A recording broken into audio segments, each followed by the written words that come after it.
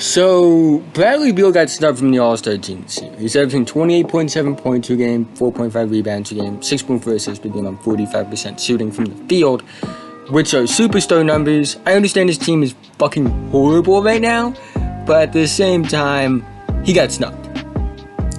But, he should have made a team. I don't know who he would replace. I'm not saying that anyone was undeserving, but he should have made a team. That's all I'm going to say.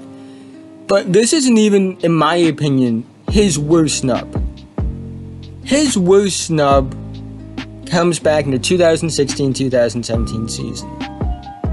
Because in the 2016-2017 NBA season, Bradley Beal was utterly snubbed from an All-Star appearance. It's one of the most, it's something that sticks with me. Because I personally believe that he was going to make it. And, just to see him not make it, yada, yada, yada. I understand that, kind of, but even then, let's just talk about it. It really bothers me. So, in 2016-2017, the Washington Wizards would go on to win 49 games, which was the best for them ever. Not ever, but at the time, what we used to seeing from the Wizards now, at least, this was one of the best years. Bradley Beal was averaging 23.1 points per game, 3.1 rebounds per game, 3.5 assists per game on 23.1% shooting from the field. He didn't make the All-Star team. Isaiah Thomas made it as the guard and Kyle Lowry made it as the guard. Personally, I probably would have maybe put him over Kyle Lowry. I kind of would this year, but Kyle Lowry actually that year was actually having an All-Star worthy season, bringing up 22 and 7. So I understand why Kyle Lowry made it. His team was better as well. It comes with the replacement. You see, Kevin Love, who made the team again, deservingly so, was injured and got replaced by Carmelo Anthony. I understand what you might be saying. Oh, they had to replace a forward with a forward. That's not a good excuse at all. At all, really, because, you look at it, you already had your guard, forward, center spots filled. But even then, what fucking, position requirements were there? Kevin Love was primarily a power forward. He played most of his time at power forward, and when you replace him with a forward, they didn't have a center coming off the bench. In fact, they didn't even have a fucking center in the starting lineup. In fact, neither of them did.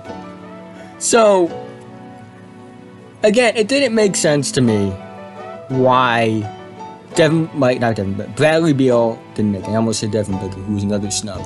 But Bradley Beal should have made that year over Carmelo Anthony.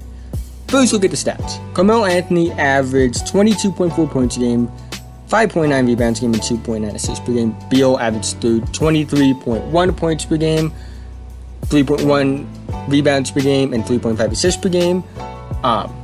Carmelo Anthony shot 43.3% from the field, 35.9% from the three, and shot 83.3% from the free throw line.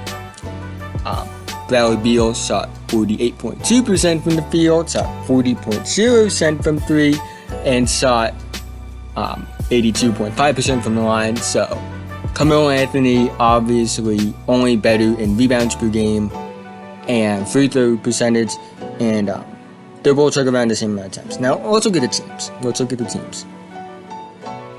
The New York Knicks finished 31-51. The Washington Wizards made the playoffs and won 49 games. So, basically, Adam Silver, who made the pick for the replacement, chose the guy who averaged less points per game, less assists per game, was less efficient, and his team won significantly less games than Bradley Beal's. He chose the worst option. And even rebounds per game, Carmelo Anthony is 6'8". Bradley Beal's 6'5", 6'4", somewhere around there. The small forward who can play power forward is going to rebound more than the shooting guard who's like 6'4", 6'3". Yeah, that kind of makes sense. Bradley Beal was snubbed. I'm sorry, this is a rant. I've had to get this out because, again, he got snubbed this year. I don't know exactly who he would replace, but because I do think a lot of the guys are deserving. Probably Kyle Lowry, to be honest. I would think he would have replaced Kyle Lowry, but it is what it is. Also teams come and go. He'll probably make more in his future, but again, this year 28.7 points per game, playing like a superstar. Even if his team isn't good, he should have made the team. And not last year, but like a few years ago, he should have made it over Carmelo Anthony. But that's all I gotta say. This was more of a ranty style video. I'm sorry about that, guys. But have a nice night.